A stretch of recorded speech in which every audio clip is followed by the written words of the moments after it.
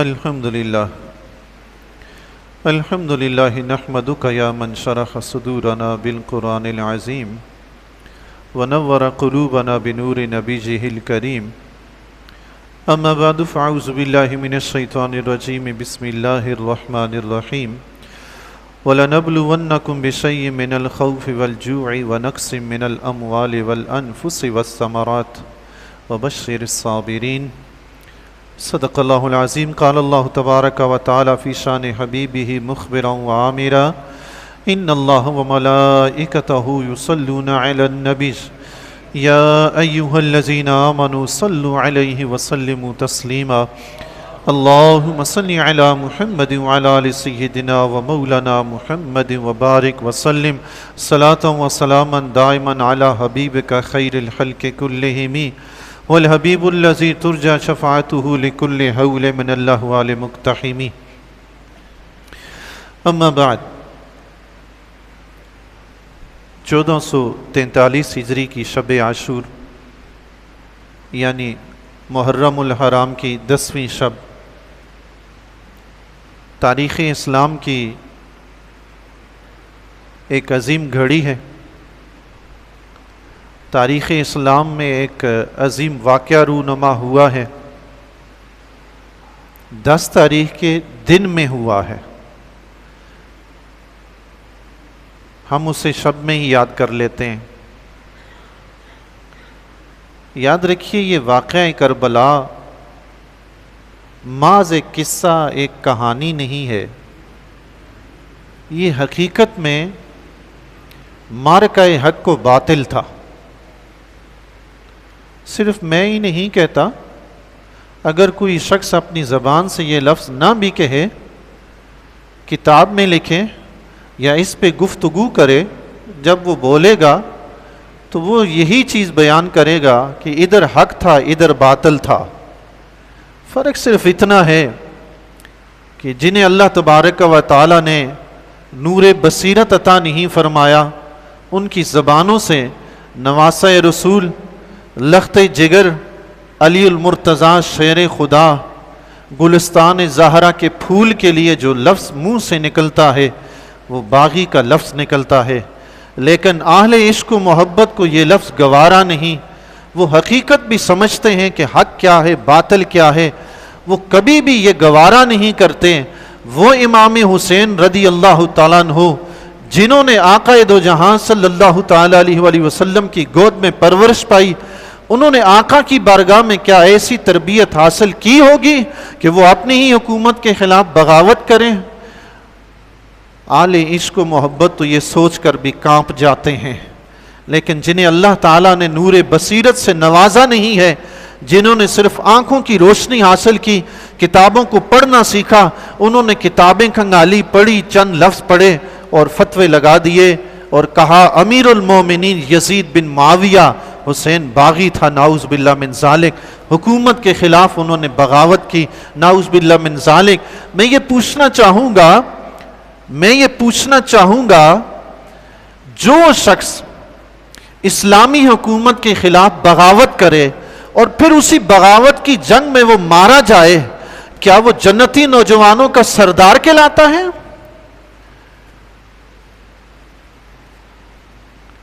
یہ میں نے، آپ نے یا کسی دوسرے مفکر، مفتی، عالم فاضل نے یہ فتویٰ نہیں دیا۔ امام حسین کو یہ فتویٰ، یہ بشارت آقا دو جہاں صلی اللہ تعالیٰ علیہ وآلہ وسلم کے دربار سے ملی ہے۔ یہ وہ دربار ہے جو جنت بھی تقسیم کرتا ہے، جہنم بھی تقسیم کرتا ہے۔ اللہ اکبر۔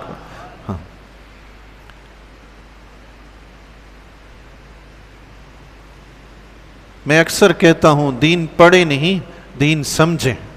فقط پڑھنے سے کام نہیں بنے گا، کام بنے گا اگر بخت بیدار ہوگا، بخت جاگے گا، نور بصیرت دل کا نور اگر حاصل ہوگا تو وہ دین سمجھنے سے حاصل ہوگا، دین پڑھنے سے نہیں۔ پڑھنے کے لیے تو آپ یہ کتاب پڑھیں گے، اس کے بعد دوسری پڑھیں گے، اس کے بعد تیسری، آپ پریشان ہو جائیں گے، یہ صحیح ہے یہ صحیح ہے یہ صحیح ہے، کون سا صحیح ہے؟ پریشان آپ کیوں ہوں گے؟ اس لیے کہ آپ نے بات کو سمجھا نہیں، آپ نے بات کو پڑھا ہے۔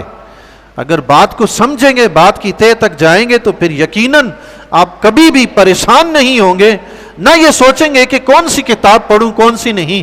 جب اللہ تعالیٰ سمجھ فہم و فراست عطا فرمائے گا، آپ کتاب پڑھتے ہی دیکھیں گے یہ میرے پڑھنے کے لائق ہے یا نہیں، میں نے اسے پڑھنا ہے یا نہیں۔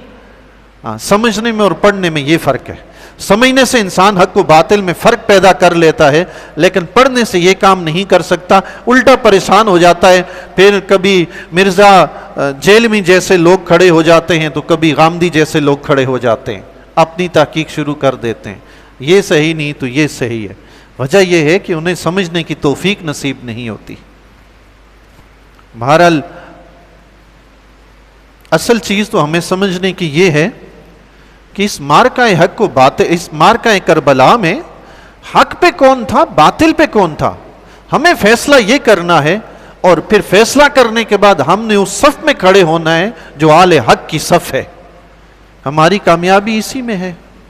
باقی واقعہ کربلا اور یہ پورا واقعہ تفصیل سے ہمارے بزرگان دین علماء کرام ذکر خیر اس کا کرتے رہتے ہیں، حصول برکت کے لیے میں بھی خلاصتاً آپ کی بارگاہ میں پیش کرتا ہوں، لیکن میری کوشش یہ ہوگی کہ اس کے بعد میں چند ایسی باتیں آپ کے سامنے رکھ دوں جس سے ہمیں یہ یقین ہو جائے کہ جنہوں نے امام حسین رضی اللہ تعالیٰ کے ساتھ یہ کارنامہ سر انجام دیا وہ حق پر تھے، یا امام حسین رضی اللہ تعالیٰ عنہ جو مدینہ سے مکہ پھر مکہ سے سفر کر کے کوفہ پہنچے، پھر میدان کربلا میں جام شہادت نوش کیا، اپنا پورا گھرانہ اس راستے میں لٹایا، حق پر وہ تھے یا وہ تھے جنہوں نے آپ کو لوٹا؟ حضرت امیر معاویہ رضی اللہ تعالیٰ کا وصال ہوتا ہے 60 ہجری میں، یزید بن معاویہ تخت نشین ہوتا ہے۔ میری کوشش یہ ہوتی ہے کہ یزید کا نام صرف فقط یزید ہی کہوں، اسے یزید بن معاویہ نہ کہوں، چونکہ اس سے حضرت امیر معاویہ رضی اللہ تعالیٰ کی شان میں مجھے کمی نظر آتی ہے۔ ایسا بیٹا آپ کے گھر میں پیدا ہوا ہے، اگرچہ اس میں حضرت امیر معاویہ رضی اللہ تعالیٰ پہ کچھ حرف نہیں آتا، یہ یاد رکھیے گا یزید کی وجہ سے حضرت امیر معاویہ رضی اللہ تعالیٰ پہ کبھی مت انگلی اٹھائیے گا، چونکہ وہ صحابی رسول ہیں، اللہ کے نبی کے پیارے ہیں۔ اللہ کے نبی کے پیارے پہ انگلی اٹھا کر 6 مگوئیاں کر کے اپنی آخرت برباد نہ کیجیے گا۔ اولاد میں سے کوئی برا نکل آئے تو اس میں باپ کا قصور تو نہیں۔ اب آپ دیکھیں حضرت نوح علیہ السلام اللہ کے نبی ہیں، اللہ کے نبی ہیں، آپ کا بیٹا کافر مرا۔ حضرت نوح علیہ السلام کو آج تک کبھی کسی نے کوئی لفظ کہا ہے؟ کہے گا تو جنمی بن جائے گا، دائرہ ایمان سے ہی نکلے گا۔ اب یہ تو نہیں کہ اولاد اگر کوئی غلط کرے تو اس کے بدلے میں ہم یہ کہیں کہ باپ نے ایسا کیوں کیا تو باپ نے ویسا کیوں کیا۔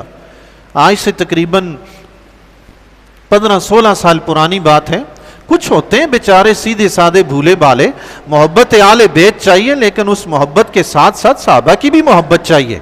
صحابہ کی توہین تو نہیں کرنی نا۔ اب ایسا تو نہیں ہے کہ صحابہ کی محبت ہے آل بیت کی توہین، یہ بھی درست نہیں۔ آل بیت کی محبت ہے صحابہ کی توہین، یہ بھی درست نہیں۔ ایک بات عرض کرتا ہوں، آگے نکلتا ہوں۔ حضرت امیر معاویہ رضی اللہ تعالیٰ کے بارے میں کسی نے مجھ سے یہ سوال پوچھا، حضور علیہ الصلوۃ والسلام نے حضرت امیر معاویہ رضی اللہ تعالیٰ کو یہ بتا دیا تھا کہ آپ کی نسل میں ایک بیٹا ایسا پیدا ہوگا جو دین میں رکھ نہ ڈالے گا، جو اس طرح کی حرکتیں کرے گا، تو حضرت امیر معاویہ رضی اللہ تعالیٰ نے پھر شادی کیوں کی؟ اس کے کہنے کا مطلب یہ تھا حضرت امیر معاویہ رضی اللہ تعالیٰ شادی نہ کرتے، یزید پیدا ہی نہ ہوتا، حضرت امام حسین رضی اللہ تعالیٰ کے ساتھ یہ واقعہ ہی نہ ہوتا۔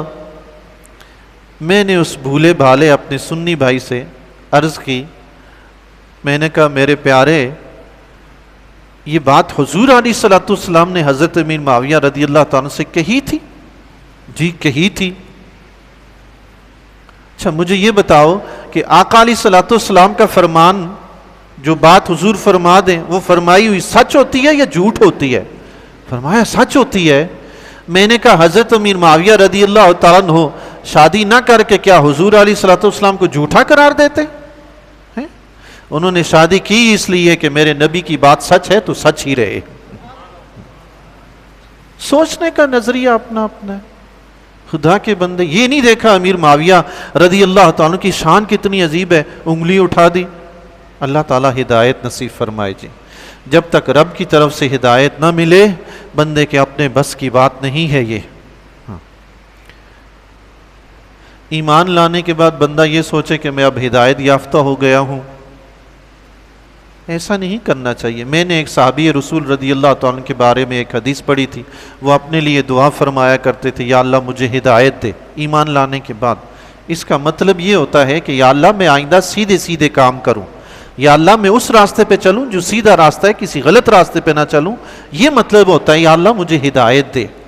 تو یہ دعا تو بندہ مومن کو ہر وقت کرنی چاہیے، روز کرنی چاہیے۔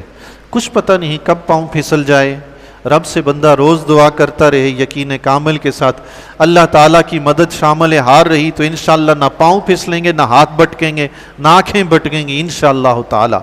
حضرت امام حسین رضی اللہ تعالیٰ عنہ اس وقت مدینہ میں تھے جب یزید جب سربراہ بنا، تخت جب یزید کے پاس آیا تو یزید نے حضرت امام حسین رضی اللہ تعالیٰ عنہ سے بیعت لینے کے لیے، دیگر آل مدینہ سے بیعت لینے کے لیے، اس نے اپنے والد گرامی کی وصال کو چھپا دیا، وہ بات ظاہر نہیں کی، بلکہ پیغام بھیجا جو مدینہ میں گورنر تھے ان کی طرف خط لکھ کر پیغام بھیجا کہ آل مدینہ سے میرے لیے بیعت لیں،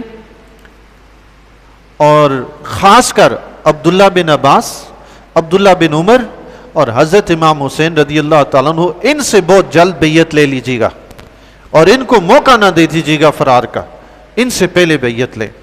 جب خط گورنر تک پہنچا تو گورنر اہل بیت سے محبت کرنے والے تھے، انہوں نے امام حسین رضی اللہ تعالیٰ کو بلایا۔ وقت ایسا تھا کہ حضرت امام حسین رضی اللہ تعالیٰ نے فرمایا کہ یہ ایسا وقت تو نہیں کہ گورنر مجھے بلائے، اس نے بلایا ہے، یقیناً کوئی ماجرا گڑبڑ ہو سکتی ہے، کوئی خراب ہو سکتا ہے۔ آپ نے اپنے ساتھ چند جوان لیے، اپنے احباب لیے، تو گورنر کے دروازے پہ جا پہنچے، اپنے ساتھیوں سے، رفقا سے، حضرت امام علی مقام امام حسین رضی اللہ تعالیٰ نے فرمایا تم یہاں باہر ٹھہرو، جب تک میں واپس نہ آ جاؤں تم نے یہیں ٹھہرنا ہے، اگر تم میری آوازیں بلند سنو تو تم اندر آ جانا میرے ساتھ۔ حضرت امام حسین رضی اللہ تعالیٰ عنہ اندر تشریف لے گئے، گورنر نے یزید کا خط پڑھ کے سنایا اور آپ سے بیعت کا مطالبہ کیا۔ حضرت امام حسین رضی اللہ تعالیٰ نے فرمایا مجھ جیسا شخص گھر کے اندر چھپ کر بیعت کرے ایسا نہیں ہو سکتا، گھر سے باہر نکلو، سب سے بیعت لو، پھر مجھ سے بھی بیعت مانگو، وہاں پہ سب کے سامنے بیعت لو نا، تو پھر میں کہوں کہ میں بیعت کیوں نہیں کر رہا۔ گھر کے اندر تم چھپ کے بیٹھے ہو تو چھپ کے بیٹھے ہوئے میں جتنے دلائل دیتا رہوں کہ یہ بیعت درست نہیں ہے، وہ بات میرے اور تمہارے درمیان ہے، لوگوں کو کیا پتا کہ میں نے بیعت کیوں نہیں کی۔ تو گورنر نے آپ کو جانے دیا، تو پاس ہی مروان تھا، مروان بن حکم، یہ وہ شخص ہے جس کے والد کو حضور علیہ الصلوۃ والسلام نے مکہ بدر کر کے طائف میں بھیج دیا تھا۔ ام المومنین حضرت عائشہ صدیقہ رضی اللہ تعالیٰ عنہا سے ایک روایت ہے، اس شخص نے بہت کام بگاڑے ہیں، مروان بن حکم نے بہت کام بگاڑے ہیں، لوگ اس کو بھی امیر المومنین کہتے ہیں۔ اپنا اپنا بخت ہے جی، کشتی حسین بھی ہے، کشتی یزید بھی ہے، جو چاہے حسین کی کشتی میں سوار ہو جائے، جو چاہے یزید کی کشتی میں سوار ہو جائے، اپنا اپنا بخت ہے، کوئی ادھر بیٹھے گا کوئی ادھر بیٹھے گا جی۔ امام حسین رضی اللہ تعالیٰ نے بیعت نہیں کی تو مروان نے کہا گورنر سے ابھی اگر تم انہیں جانے دو گے نا تو پھر تم کبھی بھی ان پہ قابو نہیں پا سکو گے، یا تو ان سے بیعت لو یا انہیں قتل کر ڈالو۔ حضرت امام حسین رضی اللہ تعالیٰ نے سن لیا اور فرمایا او ابن زرقا، کیا تم لوگ اور یہ لوگ مجھے قتل کریں گے؟ آپ رضی اللہ تعالیٰ عنہ سے جواب دے کے واپس تشریف لے آئے۔ پھر آپ رضی اللہ تعالیٰ نے دیکھا کہ اب میرا مدینے میں رہنا پریشانی کا باعث بنے گا، تو آپ رضی اللہ تعالیٰ نے رخت سفر باندھا، مکہ المکرمہ کے لیے آپ تشریف لانے لگے۔ تو صحابہ کرام رضی اللہ تعالیٰ نے روکا، لیکن آپ رضی اللہ تعالیٰ نے فرمایا کہ نہیں، میں نے جانا ہے۔ آپ رضی اللہ تعالیٰ مدینہ سے روانہ ہوتے ہیں، آقا علیہ الصلوۃ والسلام کے مزار انور پہ حاضری دیتے ہیں، اشک بار آنکھوں سے مدینہ کو الوداع کہتے ہیں، مکہ المکرمہ میں تشریف لاتے ہیں۔ مکہ المکرمہ میں حضرت عبداللہ بن زبیر رضی اللہ تعالیٰ عنہ بھی موجود تھے۔ آپ رضی اللہ تعالیٰ نے یہاں کچھ دن قیام فرمایا، تو کوفہ سے آل کوفہ کے خط آنے شروع ہو گئے. 2 دن میں حضرت امام حسین رضی اللہ تعالیٰ عنہ کے پاس یہاں مکہ میں 53 خط پہنچ گئے. 53 خط 2 دن میں پہنچ گئے. اور اس کے بعد تو پھر خط ایسے آنے شروع ہوئے کہ بوری بھر گئی خطوں سے. اور خط کا عنوان کیا تھا، مضمون کیا تھا، مقصد کیا تھا؟ مقصد صرف یہ تھا کہ اے ابن رسول، آپ تشریف لائیں، ہم آپ کے ہاتھ پر بیعت کریں گے، ہم یزید کو تسلیم نہیں کرتے، انہوں نے یہاں پہ ظلم و ستم برپا کر رکھا ہے، آپ جلد از جلد تشریف لائیں، ہم آپ کے ہاتھ پر بیعت کریں گے. حضرت امام حسین رضی اللہ تعالیٰ نے خطوط تمام پڑھنے کے بعد آخر کار آپ رضی اللہ تعالیٰ نے جانے کا فیصلہ فرمایا. لیکن جانے سے پہلے حضرت امام حسین رضی اللہ تعالیٰ نے یہ فیصلہ کیا کہ پہلے مسلم بن عقیل رضی اللہ تعالیٰ عنہ، جو آپ کے چچا زاد بھائی تھے، حضرت عقیل رضی اللہ تعالیٰ عنہ کے صاحبزادے حضرت عقیل رضی اللہ تعالیٰ عنہ حضرت علی رضی اللہ تعالیٰ عنہ کے بھائی ہیں، اپنے چچا زاد بھائی مسلم بن عقیل رضی اللہ تعالیٰ عنہ کو بھیجا کہ آپ پہلے جا کر کوفہ میں حال احوال معلوم کریں، خیر و خبر دریافت کریں، حالات کیسے ہیں، سازگار ہیں تو پھر مجھے خط لکھیں تو پھر میں آتا ہوں. اب مسئلہ یہاں پہ یہ درپیش تھا، حضرت امام حسین رضی اللہ تعالیٰ عنہ یزید کے کردار کو جانتے تھے، وہ کس کردار کا مالک تھا. دوسری طرف آپ کو حضور کی امت پکار رہی تھی مدد کے لیے کہ آپ ہمارے خلیفہ بنیں. تو اب اس صورت میں بظاہر آپ کے پاس شرعی طور پر کوئی عذر نہیں بچتا تھا کہ آپ اس منصب سے انکار کر دیں کہ نہیں، میں یہ منصب لینا نہیں چاہتا. اگر حضرت امام حسین رضی اللہ تعالیٰ نے انکار کر دیتے تو آپ کے دل میں یہ بھی احساس تھا کہ کل قیامت کے دن میدان محشر میں جب نانا جان کی بارگاہ میں حاضری ہوئی اور ان لوگوں نے شکایت کی کہ یا رسول اللہ، ہم تو انہیں بلاتے رہے ہیں کہ یزید جیسا ناہنجار ہمارے اوپر مسلط ہو رہا ہے، ہم انہیں بلاتے رہے کہ آپ آئیں، آپ کے ہاتھ پر ہم بیعت کریں گے تاکہ آپ دین کی حفاظت کریں، ہماری حفاظت کریں، لیکن یہ آئے ہی نہیں. اس وقت میں کیا جواب دوں گا؟ بس یہ وہ بات تھی جو حضرت امام حسین رضی اللہ تعالیٰ کے دل میں کھٹک رہی تھی.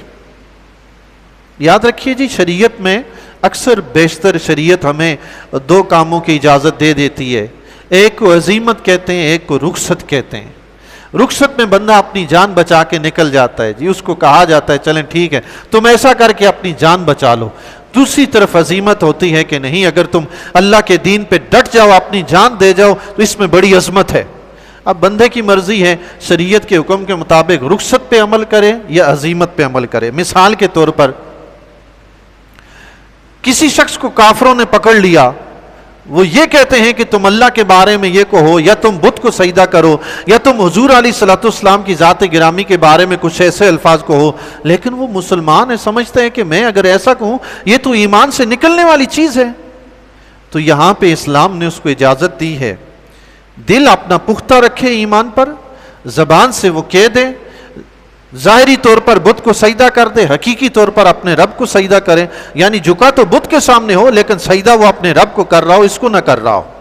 شریعت نے اجازت دی ہے ایسا کر لے. وہ جو بھی کہتے ہیں اپنی جان پہ اگر بن آئی ہو، وہ اس حالت پہ پہنچ گئے ہوں کہ یہ کہتے ہوں کہ اگر تم نے ایسا نہ کیا تو مار ڈالیں گے، اور اس کو یقین بھی ہو کہ مار ڈالیں گے، پھر شریعت اجازت دیتی ہے کہ تم وہ کام کر گزرو. اور دوسری طرف شریعت یہ بھی کہتی ہے اگر تم ایسا نہ کرو، تم اللہ اور اس کے رسول کی عزت کا خیال کرتے ہوئے شریعت کی اس رخصت کو چھوڑو، اپنی جان کا نذرانہ پیش کرو. تم کہو جان جاتی ہے تو جائے، مگر میں اپنے رب اور اپنے نبی کے بارے میں کوئی جملہ غلط کہنا پسند نہیں کرتا. ایک جان کیا ہے، ہزاروں ہوں تو جائیں. اس کو شریعت کہتی ہے عزیمت، عظمت والا کام. اب رخصت کا معاملہ حضرت امام حسین رضی اللہ تعالیٰ کے پاس بھی تھا. آپ انکار کر دیتے، چھوڑ دیتے، لیکن وہ آل رسول ہی کیا جو رخصتوں پہ عمل کرتے رہے ہیں. حضرت امام حسین رضی اللہ تعالیٰ نے عزیمت پر عمل کیا. آپ آگے بڑھے، آپ کو مدد کے لیے پکارا گیا، آپ آگے بڑھے. مکہ المکرمہ سے جب آپ روانہ ہوئے، کئی صحابہ اکرام رضی اللہ تعالیٰ نے آگے بڑھ کے آپ کو روکا، مگر آپ نہیں رکے. اپنے پورے خاندان کے ساتھ، گھر والوں کے ساتھ آپ نے سفر اختیار فرمایا. ادھر مسلم بن عقیل رضی اللہ تعالیٰ کو آپ نے کوفہ میں بھیج دیا تھا. کوفہ میں حضرت نعمان بن بشیر رضی اللہ تعالیٰ صحابی رسول بڑے جلیل القدر، آپ رضی اللہ تعالیٰ عنہ گورنر تھے. جب مسلم بن عقیل رضی اللہ تعالیٰ عنہ کوفہ میں پہنچے تو آل بیت کے ایک محب مختار بن عبید کے گھر میں ٹھہرے. ایک ہفتے کے اندر اندر 12,000 افراد نے حضرت مسلم بن عقیل رضی اللہ تعالیٰ عنہ کے دست مبارک پر بیعت کر لی حضرت امام حسین رضی اللہ تعالیٰ عنہ کے لیے. کرتے کرتے یہ تعداد بڑھتی گئی اور بات پھیلتے پھیلتے گورنر ہاؤس تک جا پہنچی کہ مسلم بن عقیل رضی اللہ تعالیٰ عنہ کی ہاتھ پر امام حسین رضی اللہ تعالیٰ عنہ کے لیے بیعت ہو رہی ہے. آپ رضی اللہ تعالیٰ عنہ جامع مسجد میں تشریف لے گئے. حضرت نعمان بن بشیر رضی اللہ تعالیٰ عنہ آپ رضی اللہ تعالیٰ عنہ نے لوگوں کو اکٹھا کر کے خطبہ ارشاد فرمایا. آپ نے فرمایا کہ مجھے ایسی ایسی اطلاع ملی ہے, ایسا نہ کرو, یزید کو پتہ چلا تو ایک فساد برپا کر دے گا, ایسا نہ کرو. لیکن اس سے زیادہ نعمان بن بشیر رضی اللہ تعالیٰ نے کچھ نہ کہا. عبداللہ حضرمی جو یزید کا چاپلوس تھا, یزید کا جاسوس تھا, اس نے نعمان بن بشیر رضی اللہ تعالیٰ سے کہا, کہنے لگا یا تو آپ طاقت کے ذریعے اس کو روکیں, اگر آپ ایسا نہیں کرتے تو آپ بڑی بزدلی دکھا رہے ہیں, آپ بڑے کمزور انسان ہیں. حضرت نعمان بن بشیر رضی اللہ تعالیٰ نے فرمایا ہاں آپ بڑے کمزور انسان ہیں اور بڑا ذلت کا سودا کر رہے ہیں. حضرت نعمان بن بشیر رضی اللہ تعالیٰ نے فرمایا رب کی نافرمانی میں جو عزت ملتی ہو اس سے وہ ذلت بہتر ہے جس میں رب کی فرما برداری ہو. ہاں مجھے رب کی فرما برداری کے ساتھ ذلت قبول ہے, رب کی نافرمانی کے ساتھ عزت قبول نہیں ہے. کس کے لیے بیعت ہو رہی ہے؟ نواسۂ رسول, ابن رسول کے لیے. مسلم بن عقیل خاندان نبوت سے تعلق رکھنے والے ہیں. میں ان کے خلاف کیسے ڈنڈا اٹھاؤں یا کیسے میں ان کے خلاف طاقت کا استعمال کروں؟ فرمایا رب کی نافرمانی میں عزت حاصل کرنے سے مجھے زیادہ پیارا ہے کہ رب کی فرما برداری میں ذلت مل جائے, کوئی مسئلہ نہیں. اس لعین نے, مردود نے یزید کو خط لکھا. ایک اور شخص نے بھی لکھا کہ نعمان بن بشیر بڑے پس و پیش سے کام لے رہے ہیں اور وہ کمزور پڑ گئے ہیں, آپ جلدی سے کوئی اہتمام کریں نہیں تو بڑا مسئلہ خراب ہو رہا ہے.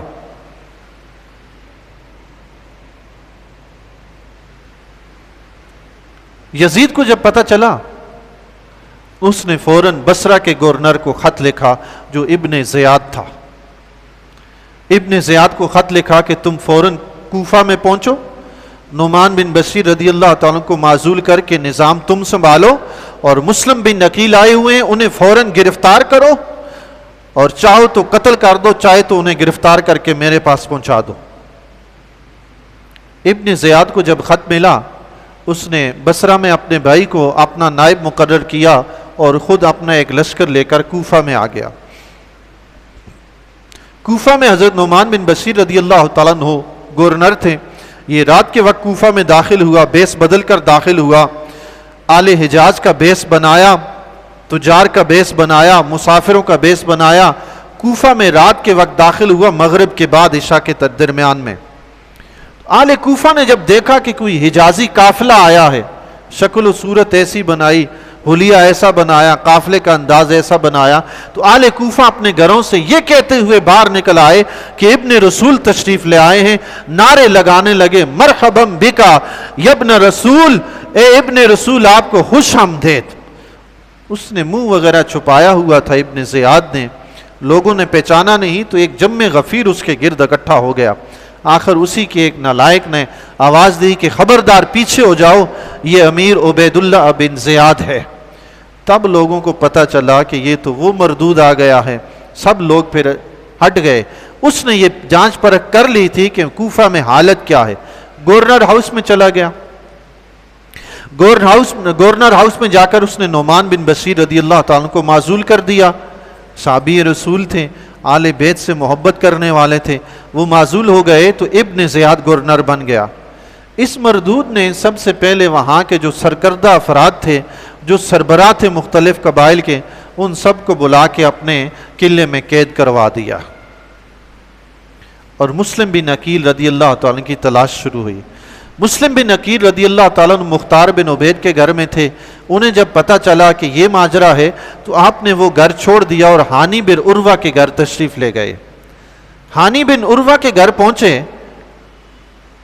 کسی طرح عبید اللہ بن زیاد کو پتہ چل گیا کہ حضرت مسلم بن عقیل رضی اللہ تعالیٰ عنہ ہانی بن عروہ کے گھر میں ہے. اور پتہ اس کو یوں چلا کہ اس نے اپنا ایک شامی غلام 3000 درہم دے کر جاسوسی پہ مقرر فرمایا کہ پتہ کرو کہ مسلم بن عقیل کہاں پہ ہیں. یہ شام کے وقت، مغرب کے وقت جامع مسجد میں پہنچا. وہاں اس نے نماز پڑھی تو لوگ آہستہ آہستہ جانے لگے. تو یہ مسلم بن اوسجہ کے پاس جا کر بیٹھ گیا. بڑی بزرگ ہستی تھی کوفہ کی. یہ ان کے پاس جا کر بیٹھ گیا.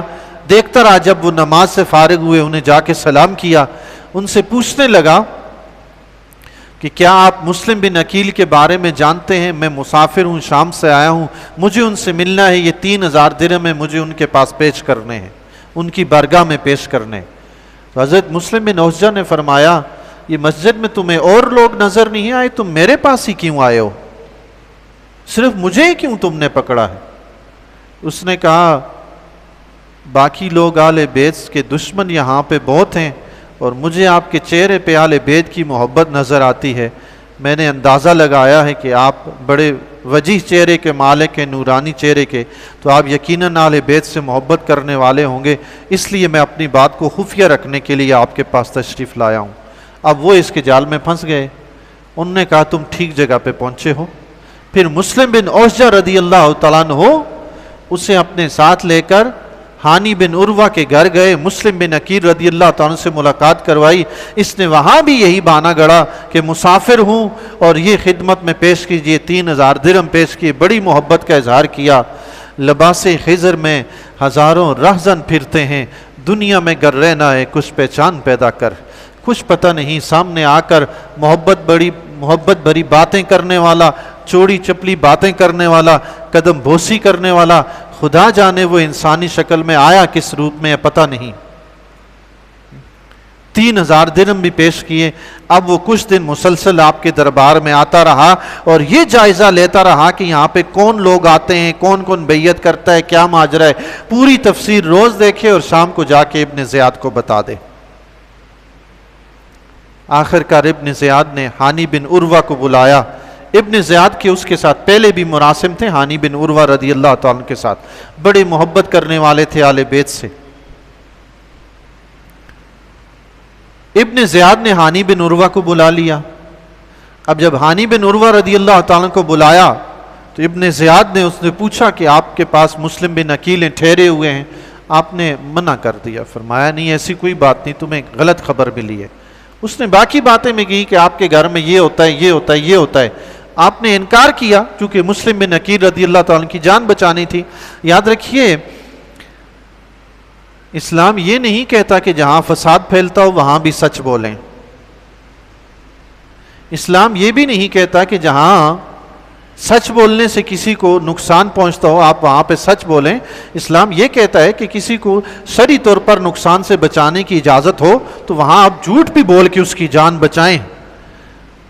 ہر جگہ سچ نہیں بولا جاتا، ہر جگہ جھوٹ بھی نہیں بولا جاتا.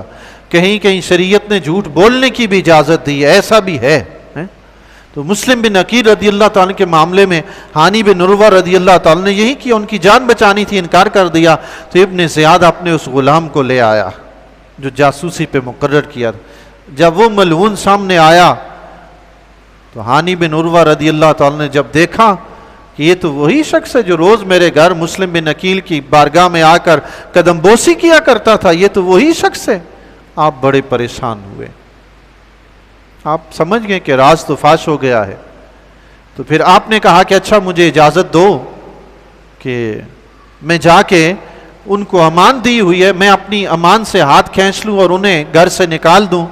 مطلب کہیں چاہتے تھے کہ کسی طرح جا کے مسلم بن عقیل کو اطلاع کر دوں، انہیں کسی طرح نکالوں. بہرحال بات بڑی تو ابن زیاد نے ہانی بن عروہ کو مروایا، کوڑے مروائے، زخمی لہو-لہان ہو گئے. آپ پکڑ کے قید کر دیا اور کوفہ میں یہ بات مشہور ہو گئی کہ ہانی بن عروہ کو اس نے قتل کر دیا ہے. ہانی بن عروہ کے قتل کی خبر پھیلی تو آپ کے قبائل کے جتنے بھی لوگ تھے روایات میں آتا ہے 40,000 افراد گورنر ہاؤس کے آس پاس اکٹھے ہو گئے۔ اب ابن زیاد نے دیکھا کہ معاملہ تو بگڑ رہا ہے، قاضی شریح کو بلایا، ان سے کہا کہ آپ جا کر دیکھیں ہانی بن عروہ کو شہید نہیں کیا، وہ قید خانے میں زندہ موجود ہے۔ تو قاضی شریح نے جا کر دیکھا، وہ واقعی زندہ موجود تھے، لیکن انہوں نے یہ کہا کہ میری قوم کے لوگوں کو جا کر یہ بتاؤ کہ اگر 10 افراد بھی اندر آتے ہیں میری جان بچ سکتی ہے، میں یہاں سے نکل سکتا ہوں۔ قاضی شریح جب ان کے لوگوں سے بات کرنے کے لیے قلعے کی دیواروں پہ چڑھے تو ساتھ ابن زیاد کا جاسوس بھی گیا، اس نے ان کو بات نہیں کرنے دی۔ قاضی شریح نے فقط اتنا ہی کہا کہ ہانی بن عروہ زندہ ہیں، لوگ واپس چلے گئے۔ اگلے دن مسلم بن عقیل رضی اللہ تعالیٰ کو پتہ چلا کہ ہانی بن عروہ کو یوں قید کر دیا گیا، آپ بھی اپنا لشکر لے کر نکلے، تو کرتے کرتے آپ کے ساتھ بھی 40,000 کا لشکر تیار ہو گیا، گورنر ہاؤس کا گھیراؤ کر لیا گیا۔ اب یہ وقت تھا کہ حضرت مسلم بن عقیل رضی اللہ تعالیٰ عنہ چاہتے تو قلعے کی اینٹ سے اینٹ بجا دیتے، ابن زیاد کو تختہ دار پر لٹکا دیتے، مگر مسلم بن عقیل رضی اللہ تعالیٰ نے ایسا بالکل نہیں کیا۔ لوگوں نے چاہا بھی کہ حملہ کریں، آپ نے فرمایا نہیں، بات چیت کے ذریعے مسئلہ حل کریں گے۔ آپ رضی اللہ تعالیٰ نے بات چیت کی کوشش کی، مگر وہ بے سود یوں ہوئی کہ ابن زیاد نے جتنے بھی سربراہان پکڑے ہوئے تھے ان سب کو چھت پہ کھڑا کیا، قلعے کی دیواروں پہ کھڑا کیا، ان سے کہا کہ تم ان سے کہو، اپنے اپنے قبیلے کے لوگوں سے کہو کہ سب واپس گھر چلے جائیں، نہیں تو یزید کے ذریعے تم سب کو بھی، تمہاری اولاد کو بھی، تمہارے سارے گھر والوں کو بھی تہہ تیگ کر ڈالا جائے گا۔ ان کو ڈرا دھمکا کے دیواروں پہ چڑھایا، انہوں نے وہاں جا کر اعلان کیا، وہ سارے لوگ آہستہ آہستہ اپنے گھروں کو چلے گئے۔ مغرب کی نماز کے وقت جب مسلم بن عقیل رضی اللہ تعالیٰ عنہ جامع مسجد میں جا کر نماز پڑھنے لگے تو 40,000 کے افراد میں سے صرف 500 افراد آپ کے پاس بچے ہوئے تھے۔ 40,000 میں سے صرف 500 افراد۔ بسا اوقات ہوتا ہے دوست احباب عزیز و اقارب، کچھ ایسے لوگ گرد و نواح میں اکٹھے ہو جاتے ہیں، کہتے ہیں کہ آپ آگے بڑھیں، یہ کام کرنا ہے، ہم آپ کے ساتھ ہیں۔ بندہ جب آگے بڑھتا ہے تو پتہ چلتا ہے پیچھے پوری صف ہی نہیں ہے، میں اکیلا ہی کھڑا ہوں۔ ایسا ہی ہوتا ہے۔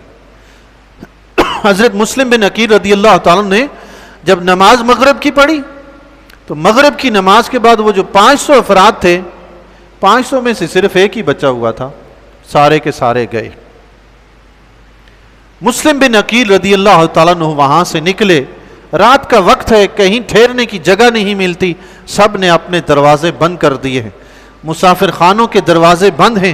مسلم بن عقیل رضی اللہ تعالیٰ کے ساتھ آپ کے 2 شہزادے تھے، محمد اور ابراہیم، کم سن تھے، لگ بھگ 8-10 سال کی عمر تھی، دونوں صاحبزادے آپ کے ساتھ ہیں۔ آپ چلتے ہوئے راستے میں ایک مقام پر ٹھہرے جہاں ایک خاتون گھر کے سامنے باہر بیٹھی ہوئی تھی، بوڑھی خاتون تھی۔ آپ رضی اللہ تعالیٰ عنہ وہاں جا کر بیٹھے، خاتون نے پوچھا کون ہو؟ فرمایا مسافر ہوں، پانی کی ضرورت ہے، پیاس لگی ہے۔ وہ خاتون اندر گئی، پانی لا کر اس نے دیا، پانی پلایا، پانی پینے کے بعد بھی آپ بیٹھ گئے۔ خاتون نے پوچھا مسافر آپ کون ہیں اور پانی تو تم نے پی لیا ہے، اب جاتے کیوں نہیں؟ تو پھر آپ نے اس خاتون کو پورا واقعہ سنایا کہ میں مسلم بن عقیل ہوں، اس طرح میں کوفہ میں آیا تھا، میرے ساتھ یہ ماجرا ہوا ہے، سب لوگ میرا ساتھ چھوڑ گئے ہیں، اب مجھے کوئی گھر میں ٹھہرانے کو بھی تیار نہیں ہے۔ اللہ اکبر۔ وہ جو خط لکھ لکھ کے بلا رہے تھے کہ آئیں تو ہم آپ کے لیے یہ کریں گے وہ کریں گے، اب کوئی نظر نہیں آتا۔ مسلم بن عقیل رضی اللہ تعالیٰ کے پاس جب لوگوں نے بیعت کرنی شروع کی تھی تو مسلم بن عقیل رضی اللہ تعالیٰ نے حضرت امام حسین رضی اللہ تعالیٰ کو خط لکھ دیا تھا کہ آپ جلدی سے آ جائیں، کوفہ میں حالات سازگار ہیں۔ اب مسلم بن عقیل رضی اللہ تعالیٰ کی پریشانی کہ میں نے خط بھی لکھ دیا ہے، یہاں تو حالات ہی بدل گئے ہیں، آپ اپنے سے زیادہ حضرت امام حسین رضی اللہ تعالیٰ عنہ اور آل بیت رضی اللہ تعالیٰ عنہ کے لیے پریشان ہو رہے تھے۔ قصہ مختصر جی، بات لمبی ہے۔ توہ نامی یہ خاتون تھی، اس کے گھر میں حضرت مسلم بن عقیل رضی اللہ تعالیٰ عنہ تھے۔ کسی طرح ابن زیاد کو پتہ چلا، بلکہ اس خاتون کا بیٹا تھا، اسی بیٹے نے محمد بن اشعث کے بیٹے کو بتایا، محمد بن اشعث نے ابن زیاد کو اطلاع دی، اور ابن زیاد نے محمد بن اشعث کو یہ دستہ دے کر بھیجا کہ انہیں پکڑ کے لاؤ۔ تو حضرت مسلم بن عقیل رضی اللہ تعالیٰ عنہ کے سامنے جب گئے، جب گھر میں داخل ہوئے تو مسلم بن عقیل رضی اللہ تعالیٰ عنہ تلوار لے کر کھڑے ہو گئے۔ اللہ اکبر، ہاشمی شیر ہیں جی، 2 4 5 10 تو ان کے سامنے کوئی چیز ہی نہیں ہوتے۔ اللہ اللہ، ایک بات یاد رکھیے، خاندان رسول کا فرد ہو اور حق پر ہو، اس کی تلوار کے سامنے کوئی ٹھہر پائے ہو نہیں سکتا۔ مسلم بن عقیل رضی اللہ تعالیٰ پر انہوں نے حملہ کیا تو آپ کھڑے ہو گئے، آپ نے جوابی وار کیا، جتنا بھی جتھا اندر داخل ہوا تھا سب کو مار پیٹ کے بھگا دیا، سارے کے سارے باہر نکل گئے۔ انہوں نے دیکھا کہ اندر تو حملہ کر کے ہم آپ پہ قابو نہیں پا سکتے، چھت پہ چڑھ گئے، چھت سے پتھر برسانے لگے، گھاس کے گولے بنا بنا کر انہیں آگ لگا کے گھر کے اندر پھینکنے لگے۔ مسلم بن عقیل رضی اللہ تعالیٰ نے جب دیکھا کہ معاملہ بگڑتا جا رہا ہے، آپ تلوار لے کے باہر نکل آئے۔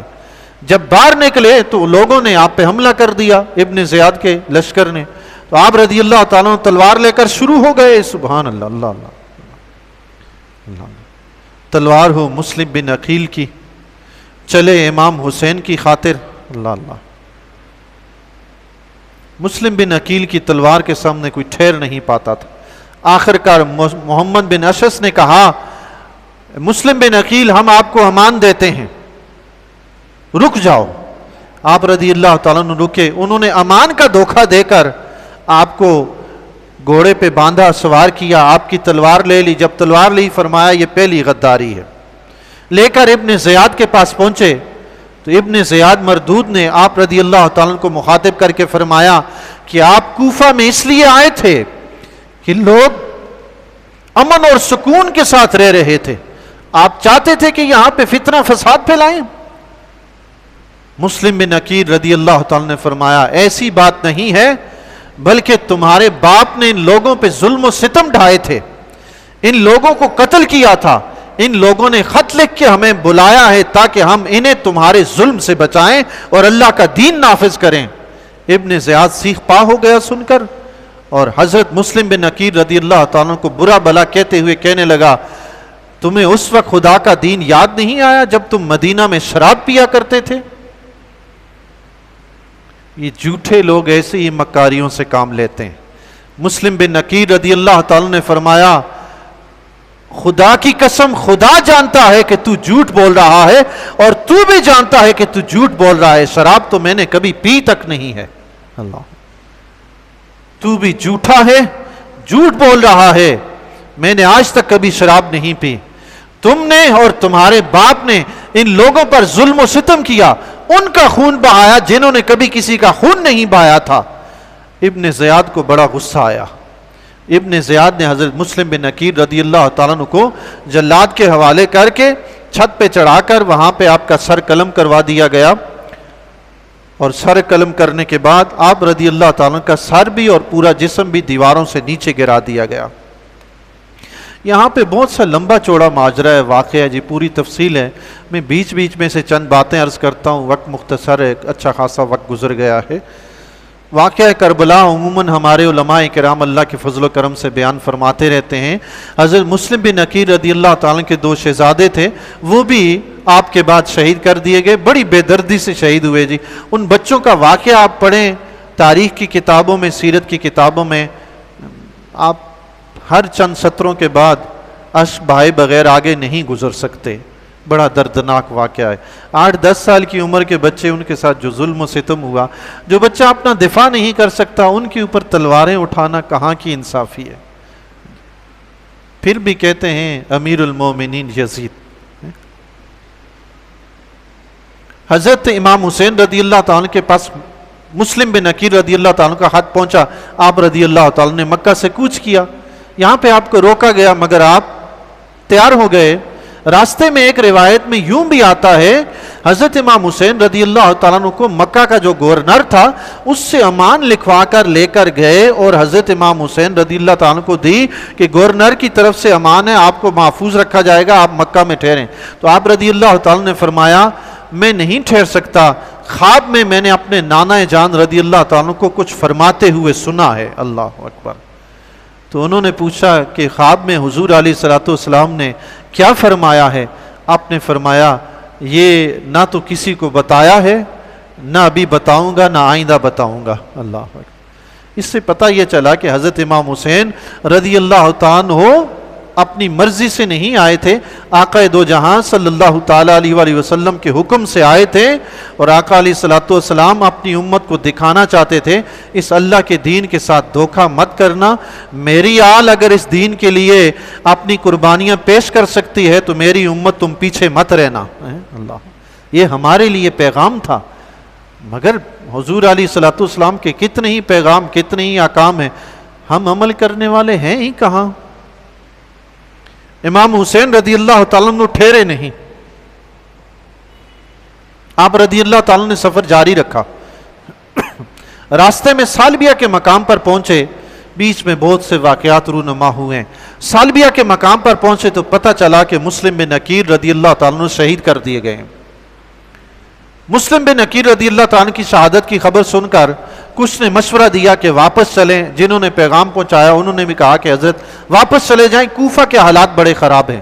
تو مسلم بن عقیل رضی اللہ تعالیٰ عنہ کے 3 بھائی آپ کے ساتھ تھے، تینوں نے فرمایا خدا کی قسم ایسا ہو نہیں سکتا، یا تو ہم مسلم کا بدلہ لیں گے یا مسلم کی طرح خود بھی کٹ مریں گے، لیکن واپس نہیں جائیں گے۔ تو پھر آخر کار آگے بڑھنے کی سوجی، حضرت امام حسین رضی اللہ تعالیٰ عنہ اپنے لشکر کے ساتھ کوہ ذی حشم تک پہنچے، وہاں پہ آپ نے پڑاؤ کیا، تو وہاں پہ حر بن یزید 1000 کے لشکر کے ساتھ وہاں پہ پہنچا، اس نے حضرت امام حسین رضی اللہ تعالیٰ عنہ کا راستہ روکا۔ امام حسین رضی اللہ تعالیٰ عنہ اگلے دن حر بن یزید کے ساتھ چلے، کربلا کے مقام پر پہنچے تو حر بن یزید نے آپ کو وہاں پہ روکا۔ حضرت امام حسین رضی اللہ تعالیٰ عنہ نے فرمایا، تاریخ طبری کا حوالہ ہے، امام حسین رضی اللہ تعالیٰ نے فرمایا حر بن یزید نے جہاں روکا تھا، پوچھا یہ کون سی جگہ ہے؟ اس نے کہا کرب و بلا۔ تو آپ نے فرمایا ہاں یہی وہ جگہ ہے جہاں ہمارے خیمے نصب ہوں گے، جہاں آل رسول، جہاں ہم پر تلواریں چلے گی، جہاں ہم جام شہادت نوش کریں گے، یہی وہ کرب و بلا کا مقام ہے۔ اس سے پتہ چلا کہ امام حسین رضی اللہ تعالیٰ کو پہلے سے پتہ تھا، اللہ پہلے سے پتہ تھا، تاریخ کی کتابوں کا حوالہ ہے۔ آپ رضی اللہ تعالیٰ نے کربلا کے میدان میں جب پڑاؤ کیا تو محرم الحرام کی 2 تاریخ تھی، محرم الحرام کی 61 ہجری، محرم الحرام کی 2 تاریخ تھی۔ حضرت امام حسین رضی اللہ تعالیٰ نے کربلا کے مقام پہ ٹھہرے، حر بن یزید تھا، حر بن یزید نے ابن زیاد کو پیغام پہنچا دیا تھا۔ حضرت امام حسین رضی اللہ تعالیٰ نے حر بن یزید سے کہا تھا کہ ہمیں واپس جانے دو یا یزید کے پاس جانے دو، لیکن اس نے راستہ روک کے وہیں آپ کو روکا۔ جب اس نے ابن زیاد تک پیغام بھیجا تو ابن زیاد نے عمر بن سعد جو تھا اس کو ایران کی طرف ایک دستہ دے کر جنگ کے لیے بھیجا تھا، لیکن ابھی وہ راستے سے نکلا ہی تھا، ابن زیاد کے پاس جب پیغام پہنچا تو اس نے عمر بن سعد کو دوبارہ قاصد بھیج کر واپس بلایا اور اس سے وعدہ تھا کہ رے کی حکومت تمہیں دوں گا۔ عمر بن سعد جو تھا یہ حضرت سعد بن ابی وقاص رضی اللہ تعالیٰ عنہ بڑے جلیل القدر صحابی، ان کا بیٹا تھا، اس کے دل میں بھی محبت آل رسول تھی۔ جب یہ واپس آیا ابن زیاد کے پاس تو ابن زیاد نے کہا کہ پہلے تم حسین کا مار کا سر کرو پھر تم ایران جاؤ گے۔ تو عمر بن سعد نے کہا کہ یہ تو مجھ سے نہیں ہو سکتا، یہ تو بڑا مشکل کام ہے، میں تو یہ نہیں کروں گا۔ تو ابن زیاد نے کہا یا تم یہ کام کرو یا رے کی حکومت سے دستبردار ہو جاؤ۔ اس نے کہا مجھے 1 دن کی مہلت دیں۔ ابن زیاد نے 1 دن کی مہلت دی، اگلے دن آیا، دنیا کی لالچ اس پہ سوار ہو گئی، رے کی حکومت کے لیے تیار ہو گیا، لیکن تاریخ گواہ ہے پھر رے کی حکومت نہیں ملی، بڑی ذلت اور رسوائی کے ساتھ قتل کر دیا گیا تھا۔ دنیا کی لالچ کی خاطر انسان پتہ نہیں کیا کچھ نہیں کرتا، لیکن آپ یقین جانیے نتیجتاً ملتا کچھ نہیں ہے۔ دنیا میں یہ کئی مثالیں ہمارے سامنے، امریکہ ہر ایک کے سر پہ تھپکی دیتا ہے، پیٹھ میں تھپکی دیتا ہے، محبت پیار کرتا ہے، جب کام نکلتا ہے پھر انہی کو لتاڑ کے چلا جاتا ہے۔ سامنے ہمارے سامنے مثالیں ہیں تاریخ کی۔ باطل کے ساتھ جب بھی کھڑے ہوں گے باطل ہمیشہ دھوکہ ہی دیتا ہے، اس نے کبھی کسی کے ساتھ وعدہ وفا نہیں کیا، باطل تو باطل ہوتا ہے نا۔ عمر بن سعد نے قبول کر لیا تو عمر بن سعد لشکر لے کر حضرت امام حسین رضی اللہ تعالیٰ عنہ کے مقابل جا کے کھڑا ہوا۔ حضرت امام حسین رضی اللہ تعالیٰ عنہ کے ہاں 7 محرم کو دریائے فرات پر ابن سعد نے 500 کا لشکر تیار کر کے دریائے فرات کے کنارے کھڑا کر دیا تاکہ امام حسین رضی اللہ تعالیٰ عنہ اور آپ کے گھر والوں کو پانی نہ ملے، پانی کی بندش کر دی گئی۔ اللہ اللہ، وہ خاندان کرب و بلا میں موجود ہے جن کے نانا جان کے صدقے یہ دنیا ساری پانی پی رہی ہے، آج اسی آل پر پانی کا قطرہ بند کر دیا گیا۔ وہ جن کے نانا جان کے طفیل اللہ تعالیٰ نے ایمان کی دولت بخش کے لوگوں کو جہنم سے آزاد فرمایا، ان پہ پانی کے قطرے بند کیے جا رہے ہیں آج۔ یاد رکھیے جی، این سعادت بزور بازو نیست تا نہ بخشد خدائے بخشندہ، جب تک وہ عطا کرنے والا پروردگار سعادت عطا نہ فرمائے بندے کو قوت بازو سے یہ چیز نصیب نہیں ہوتی۔ آل رسول کے چند افراد ہیں، اس صف میں کون گیا جسے رب نے سعادت بخشی تھی؟ وہ گیا، اس نے ایک جان نہیں دیکھی، اس نے کہا ایک جان کیا ہے، ہزاروں ہوں آل حسین پہ قربان ہیں۔ اللہ اکبر۔ مختصر یہ کہ 10 محرم کو مارکہ شروع ہوا تھا۔ حر بن یزید نے جب دیکھا کہ عمر بن سعد باز آنے والا نہیں، اس نے پوچھا عمر بن سعد سے، کیا تم واقعی جنگ کرو گے؟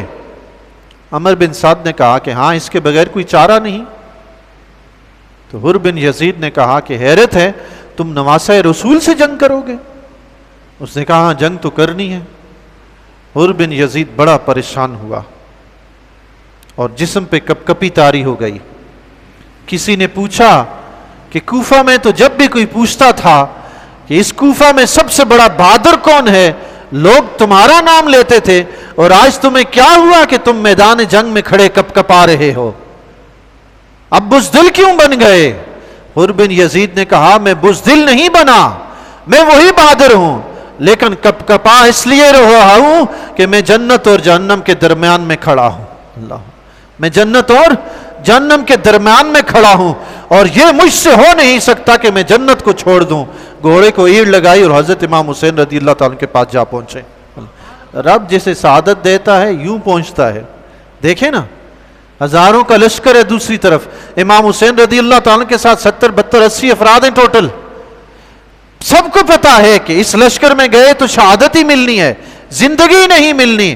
حر بن یزید نے کہا یہ زندگی جو امام حسین کے قدموں پہ نچھاور ہو جائے، اس زندگی سے بہتر ہے جو 22,000 کے لشکر کے ساتھ گزاری جائے۔ حر بن یزید حضرت امام حسین رضی اللہ تعالیٰ کی بارگاہ میں حاضر ہوتے ہیں، عرض کرتے ہیں حضور مجھے یہ یقین نہیں تھا، مجھے یہ گمان ہی نہیں تھا کہ یہ لوگ آپ کے ساتھ اس طرح کا سلوک کریں گے، ورنہ میں آپ کا راستہ نہ روکتا۔ اب میں آپ کی بارگاہ میں آ گیا ہوں، آپ کے پاس آ گیا ہوں، میں معافی کی درخواست کرتا ہوں، رب کی بارگاہ میں دعا فرمائے اللہ میری توبہ قبول فرمائے، اور آپ بھی دعا فرمائیں کہ اللہ میری توبہ قبول فرمائے، آپ بھی مجھے معاف فرمائیں، اور دعا کریں کہ اللہ تعالیٰ قیامت کے دن میدان معاشر میں مجھے حضور علیہ الصلوۃ والسلام کی شفاعت نصیب فرمائے، اور آپ میدان معاشر میں حضور کی بارگاہ میں میرے لیے شفاعت کی سفارش کیجیے گا۔ سبحان اللہ۔ دیکھیں جی، خوش بخت ایسے ہوتے ہیں۔ اللہ اکبر۔ حر بن یزید سے کوئی پوچھے امیر المومنین کا لشکر چھوڑ کے کیوں آئے؟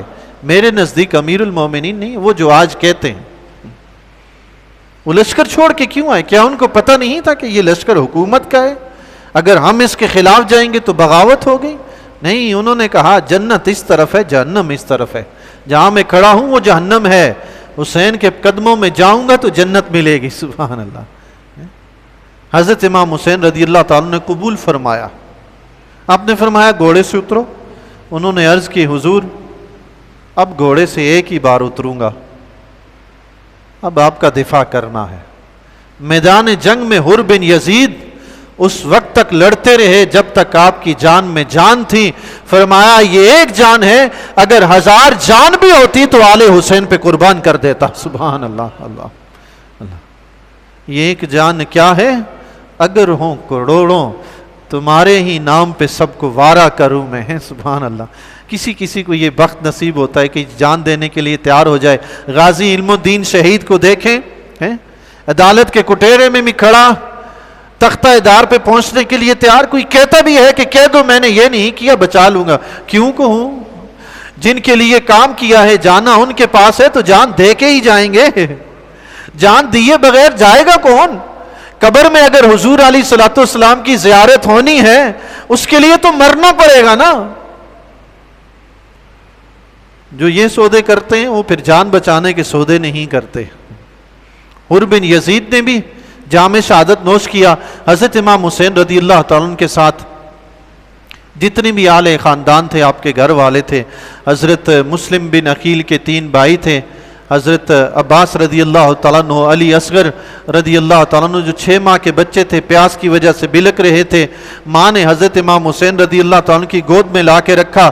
ایک شکی نے تیر مارا تو ان کو بھی شہید کر دیا. 6 ماہ کے بچے کو شہید کر دیا گیا. اللہ اللہ. اس جنگ میں حضرت امام حسین رضی اللہ تعالیٰ عنہ کی اولاد میں سے جو بچا وہ صرف امام زین العابدین رضی اللہ تعالیٰ عنہ بچے تھے. حضرت امام زین العابدین رضی اللہ تعالیٰ عنہ. ایک ہی بیٹا بچا ہے, ایک بیٹا. ساری دنیا میں آل رسول موجود ہیں. یزید کے کتنے ہی بیٹے تھے, کہیں کسی کا نام و نشان تک نہیں ملتا. اللہ. یہی تو حق و باطل کا فیصلہ ہے بھائی. اس سے بڑا فیصلہ اور کیا چاہیے تمہیں؟ ابھی تک سوچو بچار میں ہو کہ مارکہ کرب و بلا میں یزید جو تھا وہ حق پر تھا. ابھی تک سوچو بچار میں ہے وہ. اگر ایسا ہوتا, حق پر ہوتا, جو حق پر ہوتے ہیں ان کی تو نسلیں رب بڑھاتا ہے, مٹاتا نہیں ہے. نسلیں تو حسین کی بڑی ہیں. ایک ہی بیٹا بچہ تھا, پوری دنیا میں سید ہی سید پھیلا دیے. سبحان اللہ. اللہ. اگر یزید حق پر ہوتا تو رب اس کی بھی نسل کو بڑھاتا. کتے ہیں نا, کتے, ان کا کھانا حرام ہے. ان کی کتنی نسلیں آپ کو نظر آتی ہیں؟ کوئی ریوڑ نظر آتے ہیں؟ وہ حرام چیز ہے, گندی چیز ہے. بکری حلال چیز ہے, روز کاٹی جاتی ہے, روز کھائی جاتی ہے, پھر بھی ریوڑ کے ریوڑ نظر آتے ہیں. سبحان اللہ. یہ اچھے اور گندے میں تمیز کی مثال نہیں ہے کیا؟ اچھے اور برے میں تمیز کی مثال نہیں ہے کیا؟ میں تمہیں دعوت فکر دیتا ہوں.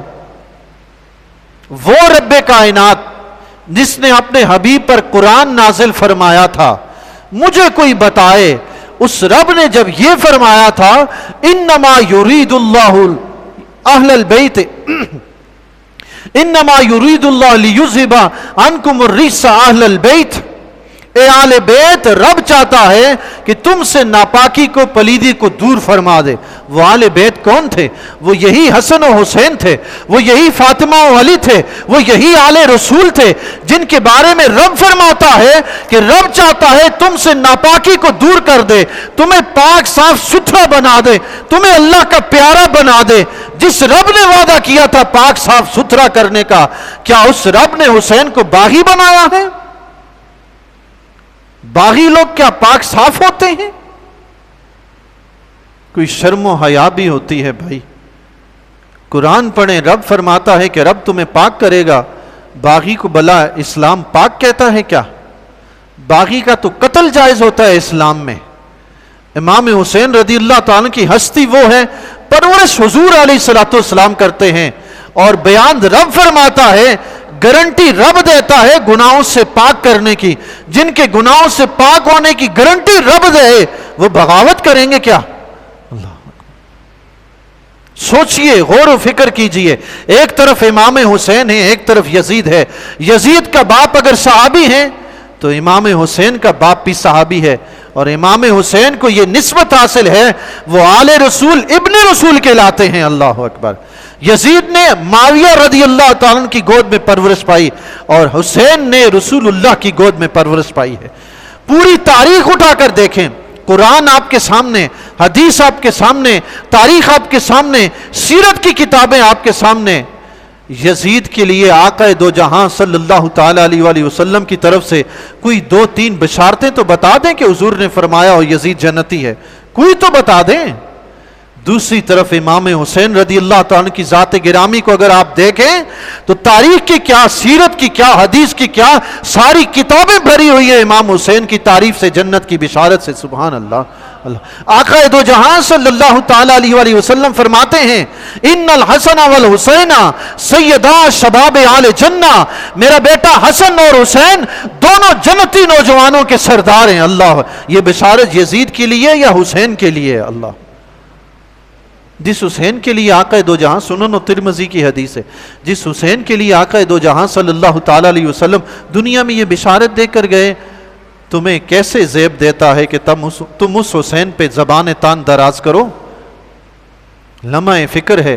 تاریخ کی کتابوں میں اگر 1000 حوالے، کیا لاکھوں حوالے ملیں، ساری کتابیں اس بات سے بری ہوں کہ یزید امیر المومنین ہے، ہم تسلیم نہیں کریں گے، چونکہ حسین کی طرف تاریخ کی کتابیں ہوں یزید کی طرف، سیرت کی ہوں یزید کی طرف، مصنفین سارے کے سارے یزید کی طرف چلے جائیں، ہم پھر بھی کہیں گے یزید باطل پہ تھا، یزید مردود تھا. وجہ صرف یہ ہے کہ جس طرف حسین ہے، آقا دو جہاں سید الانبیاء حسین کی طرف ہیں، تو حق پر حسین نہیں تو کون ہوگا؟ اللہ اکبر. اللہ، ساری کتابیں آپ لے آئیں، سب کچھ کر لیں. میں آپ سے یہ پوچھتا ہوں، یہ بتائیے سید الکونین صلی اللہ تعالی علیہ وآلہ وسلم کس لشکر کی طرف تھے، حسین کی طرف یا یزید کی طرف؟ اگر آقا دو جہاں صلی اللہ تعالی علیہ وسلم سیرت اور تاریخ کی کتابیں، حدیث کی کتابیں یہ بتاتی ہیں کہ حضور تو امام حسین کے ساتھ کھڑے تھے، پھر تم کس منہ سے کہتے ہو کہ یزید امیر المومنین؟ حدیث شریف میں آتا ہے آقا علیہ الصلوۃ والسلام کو جس دن حضرت امام حسین رضی اللہ تعالیٰ کی شہادت ہوئی، ام سلمہ رضی اللہ تعالیٰ عنہ نے حضور علیہ الصلوۃ والسلام کو خواب میں دیکھا. آپ علیہ الصلوۃ والسلام کے چہرے انور پہ مٹی کے آثار نظر آئے. پوچھا یا رسول اللہ یہ کیا ماجرا ہے؟ فرمایا ابھی کربلا کے میدان سے حسین کے پاس سے آ رہا ہوں، اس کو شہید کر دیا گیا ہے. اللہ اکبر. میدان کربلا میں حضور کس قافلے میں تھے؟ پھر بھی کوئی شک رہ گیا؟ آپ کہیں حدیث ضعیف ہے، آپ کہیں حدیث ایسی ہے ویسی ہے فلاں ہے یہ ہے وہ ہے، قابل تسلیم نہیں ہے. یزید کے لیے کوئی ایسی حدیث لا کر دکھا دو جہاں یزید کے نام میں حضور نے فرمایا ہو کہ یزید کے لیے یہ بشارت ہے، کوئی تو بتا دو. آقا دو جہاں صلی اللہ تعالی علیہ وآلہ وسلم، آخری بات غور سے سنیے گا، وقت بہت ہو گیا ہے، جو کچھ لکھ کے لایا تھا اس کا وقت نہیں ہے. آقا دو جہاں صلی اللہ تعالی علیہ وآلہ وسلم ایک مرتبہ ام المومنین حضرت عائشہ صدیقہ رضی اللہ تعالیٰ کے گھر سے نکلے. سیدۃ النساء اہل جنہ حضرت فاطمہ زہرا رضی اللہ تعالیٰ عنہ کے گھر کے پاس سے گزرے.